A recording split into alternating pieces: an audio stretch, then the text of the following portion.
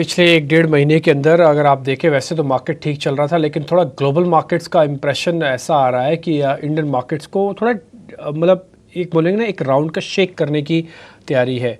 पहले यूएस से आए कुछ नंबर्स आए, कुछ डाटा आया, ऐसा लगा कि शायद कहीं वो मंदी की चपेट में शुरुआत तो नहीं हो रही है। इंडियन मार्केट्स में उसने रिएक्शन दिया, बट वो कैलकुलेटेड रिएक्शन था। 24,000 के हम नीचे नहीं गए। कल या परसों मैं बोलूँगा, हिडलबर्ग की एक रिपोर्ट आई, उसने फिर से एक सनसनीखेज आरोप लगाया और इस बार सेबी चेयरपर्सन उन आरोपों पे थी। थोड़ी देर पहले डीए सेक्रेटरी ने भी आपने सुना होगा, उनको भी वो ये भी कह रहे हैं कि हमको भी पार्टिसिपेट अभी नहीं करना, जो बयान दे दिया सो दे दिया। देखिए, गवर्नमेंट भी थोड़ा पहले चीज़ों को देखेगी, समझेगी, उसके बाद कोई स्ट्रेटजिकली अपनी बात रखेगी। ये छोटे मोटे रिएक्शन पे, हर बात पे बड़े नोट अगर आ जाएंगे ना, तो वो बात भी ठीक नहीं है। तो मैं उनका इस चीज़ के लिए स्वागत करता हूँ, गवर्नमेंट ने जो कहा कि भाई ठीक है, जो बयान देना था हमने दे दिया। अगर हम ज़्यादा बयान देंगे तो हम ही इसको इशू बना रहे हैं। ठीक, तो ये पॉइंट काबिल तारीफ़ रहा उनका। लेकिन इन सब के बीच में मार्केट में अभी क्या रणनीति होनी चाहिए, इन सभी चीज़ों को कितना आपको वेटेज देना चाहिए, क्या इंडियन मार्केट्स जो अपनी लिक्विडिटी पे, अपनी पॉलिसीज़ पे, सब पे चल रही है, क्या उसी पे ही ज़्यादा ध्यान देना चाहिए, इन सब पे बातचीत करने के लिए राजेश सहगल हमारे साथ जुड़ गए हैं। अच्छा, जब मैं सारे पॉइंट्स बोल रहा था तो इस पॉइंट के अंदर एक पॉइंट मिस हुआ कि अर्निंग्स को भी हमने थोड़ा नज़रअंदाज किया। इस बार के क्वार्टरली अर्निंग्स जब से शुरू हुई हैं, क्योंकि बहुत सारी चीज़ें ऊपर नीचे हो रही थी। राजेश जी इस चीज़ के थोड़े मास्टर हैं, उनके पास सारी चीज़ों को समग्रता से देखने का बहुत अच्छा विजन है और वो आपको अच्छे से कैलकुलेट करके बता देंगे कि ग्लोबल की वेटेज, डोमेस्टिक की वेटेज, अर्निंग्स की वेटेज के हिसाब से मार्केट में कौन सी चीज़ है और कैसे कैसे काम करना चाहिए। राजेश सर, बहुत बहुत शुक्रिया, थैंक यू वेरी मच समय देने के लिए। अच्छा लग रहा है आपसे वापस से बातचीत करके। सर, सारे पॉइंट्स को हम नोटिस कर रहे हैं, समझ रहे हैं, एक बार आपका टेक भी चाहिए, right from global to the earnings. देखिए, अगर ग्लोबल से शुरू करें तो ग्लोबल फैक्टर्स बहुत ही मायने रखते हैं इंडियन मार्केट के परफॉर्मेंस पे। लेकिन पिछले 3-5 साल में जो हमने देखा है कोविड के बाद से, डोमेस्टिक मार्केट में जो हो रहा है, domestic liquidity, domestic performance, GDP, government का जो बिहेवियर है, इंफ्रास्ट्रक्चर पे जो फोकस रहा है, आई थिंक ये सब के जो फोकस रहा है सबका, तो हमारा ये मानना है कि ग्लोबल फैक्टर्स से बहुत ही ज्यादा वेटेज ये डोमेस्टिक फैक्टर्स को देनी चाहिए, जो कि एक बहुत ही डिफरेंट अप्रोच है मार्केट में पिछले 3-5 साल से। उससे पहले अगर आप देखें 25 साल 30 साल तक का बिहेवियर देखें, तो जो ग्लोबल फैक्टर्स थे वो बहुत ही ज्यादा वेटेज हम देते थे उसको, बहुत ही ज्यादा इंपॉर्टेंट थे हमारे लिए। बट अभी डोमेस्टिक फैक्टर्स बहुत ज्यादा फेवर में है। और जैसे कि आपने लास्ट में कहा अर्निंग्स, तो जो मार्केट का जो लेवल है, स्टॉक के जो वैल्यूएशंस हम देख रहे हैं, इसमें जो कंपनीज की अर्निंग्स है वो बहुत ही ज्यादा हैवी वेटेज हम लोग देते हैं in terms of performance measure करने के लिए। तो आई थिंक आपने सारे फैक्टर्स कवर कर लिए। तो उसमें अगर आप देखें वेटेज के हिसाब से, तो कंपनी अर्निंग्स, डोमेस्टिक परफॉर्मेंस, जो कि गवर्नमेंट की पॉलिसीज हैं, जो वो इन्वेस्टमेंट कर रहे हैं, जो जो global domestic Indian macro factors रहे हैं, वो इंपॉर्टेंट रहेंगे, और ग्लोबल उसके बाद आएगा।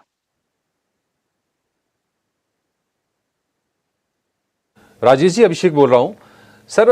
तो क्या मान के चलें कि जो कुछ डिसरप्शन आ रहा था ग्लोबल मार्केट से, येन के कैरी ट्रेड को लेकर जो चिंताएं थी, यूएस में जो रिसेशन को लेकर चिंताएं थी, वो अब किनारे हो गई हैं और जो डोमेस्टिक यूज होंगे वही बाजार को यहां से दिशा देंगे? अभिषेक जी, देखिए, जो मार्केट का लेवल है, ये सब जानते हैं कि मार्केट सस्ता नहीं है। ताकि ऐसा नहीं है कि सब कुछ महंगा है, बहुत अच्छे अच्छे अपॉर्चुनिटीज हैं, लेकिन ओवरऑल अगर आप मार्केट को देखें तो मार्केट सस्ता नहीं है, मार्केट महंगा है।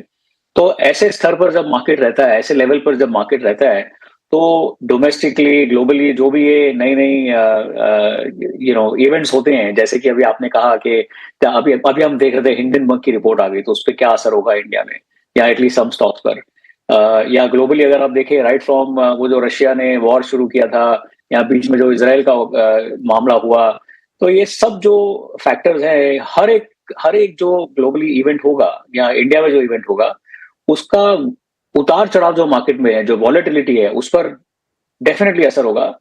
बट ये एक बहुत साइकोलॉजिकल प्ले है। अगर आप मार्केट में नंबर्स देखें, तो नंबर्स में जितना भी आपने जो कहा, ये जो चीजें हुई हैं, इसमें मार्केट में करेक्शन हुआ ही कितना है? 2-3% अगर मार्केट करेक्ट हो जाता है तो सब लोग बोलने लग जाते हैं अरे करेक्शन आ गया, बट करेक्शन एक्चुअली आप देखें तो एक 7-8-10% का अगर मार्केट में करेक्शन आएगा या मार्केट उतरेगा उतना उतने प्रतिशत, तो बोलेंगे कि अच्छा करेक्शन हुआ है। तो अब तक तो हमने मार्केट में बहुत अच्छा कोई करेक्शन देखा ही नहीं है।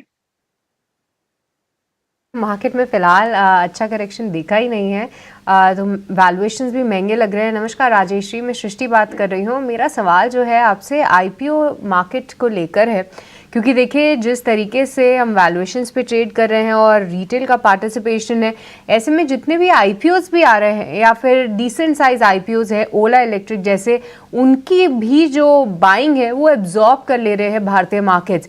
ऐसे में ओला इलेक्ट्रिक आप देखिए 40% का मूव जो है लिस्टिंग के बाद दिखा चुका है। थोड़ा सा सरप्राइजिंग एटलीस्ट मेरे लिए तो है।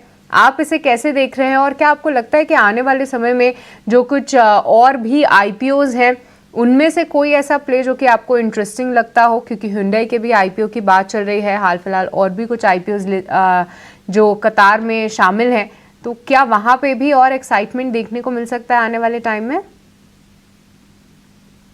बिल्कुल 100% बहुत ज्यादा एक्साइटमेंट दिखेगा उसमें। उसके बहुत 2-3 कारण है।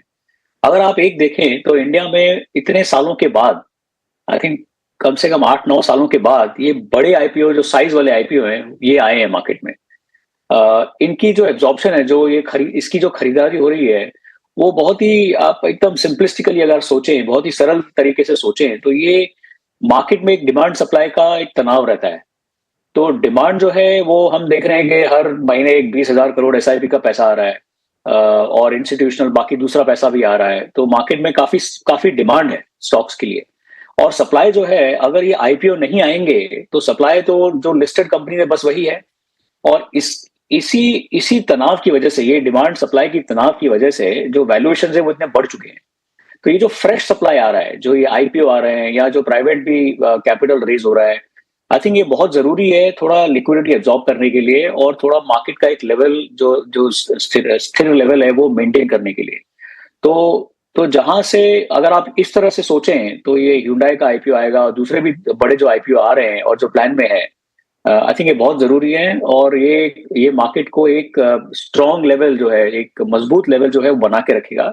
इसका और एक पॉजिटिव आउटलुक ये है कि एमएससीआई या जो भी इंडेक्स को, इंडिया में जो इंडेक्सेस ग्लोबल इन्वेस्टर्स फॉलो करते हैं, उनमें भी अगर ये बड़े आईपीओ आएंगे और लिक्विडिटी इन आईपीओ में जो ट्रेडिंग वॉल्यूम है और फ्री फ्लोट जिसको कहते हैं वो अगर बढ़ेगा, तो इंडिया का जो वेटेज है उन इंडेक्सेस में वो भी बढ़ जाएगा।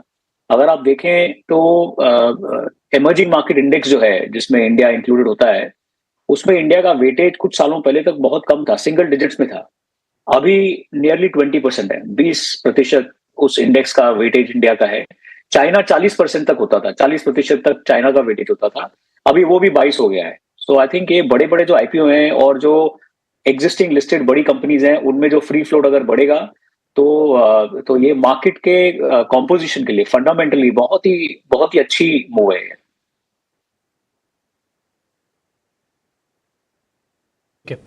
राजेश सर, जब आप हमारे साथ जुड़ी रहे हैं, बातचीत सारी हो ही रही है, तो एक टेक ना आपका ये हिडलबर्ग की रिपोर्ट पे भी चाहिए। आपको पहले भी ध्यान है इस तरह की जब रिपोर्ट आई थी तब तो ज़्यादा इम्पैक्ट हुआ क्योंकि रिपोर्ट पहली बार थी, सेंस नहीं हुआ, नुकसान ज़्यादा था। इस बार लोगों ने थोड़ा अलग तरीके से इस रिपोर्ट को हाथों हाथ लिया, थोड़ा समझा भी, और इस बार आरोप सीधा ही सीधा एक बड़ी इंस्टीट्यूशन के हेड पर आ गया। ठीक, एक बार आपका टेक चाहिए सर, आप इसको कैसे देखते हैं और आपकी कैलकुलेशंस क्या हैं? देखिए, आप हिंडनबर्ग या ऐसे जो भी रिसर्च रिपोर्ट्स आती हैं, ये सब एक रिसर्च के बेसिस पे रिपोर्ट आती हैं। तो इसका जो बेसिस होता है कुछ एकदम फर्म रियलिटीज होती हैं ग्राउंड पर, या कुछ डॉक्यूमेंटेशन एकदम मजबूत होते हैं, उसके बेसिस पे उस निर्धारित होकर रिसर्च रिपोर्ट लिखी जाती है। तो जो जैसे कि ये रिपोर्ट है, इसका जो बेसिस है अभी सब उसी को क्वेश्चन कर रहे हैं कि जो सबूत इन्होंने पेश किए हैं वो इतने ठोस नहीं है, इतने स्ट्रांग नहीं है। तो आई थिंक ये रिपोर्ट अभी इसकी बात आज हो रही है, मेरे हिसाब से और 2-4 दिनों में इसकी कोई बात भी नहीं करेगा, ये हिस्ट्री हो जाएगा। कुछ इसमें ज्यादा वो स्ट्रेंथ नहीं दिखी हम लोगों को।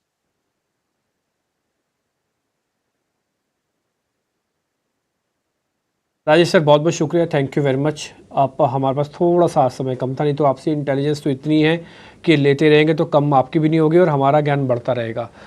बहुत बहुत शुक्रिया सर, शुक्रिया। Thank you very much. आज शुक्रिया आपने जी, टाइम शुक्रिया। निकाला। जल्दी आपसे वापस मुलाकात होती है। आज आप सही समय पे जुड़े, आपने जो हमको गाइड किया उससे हमारी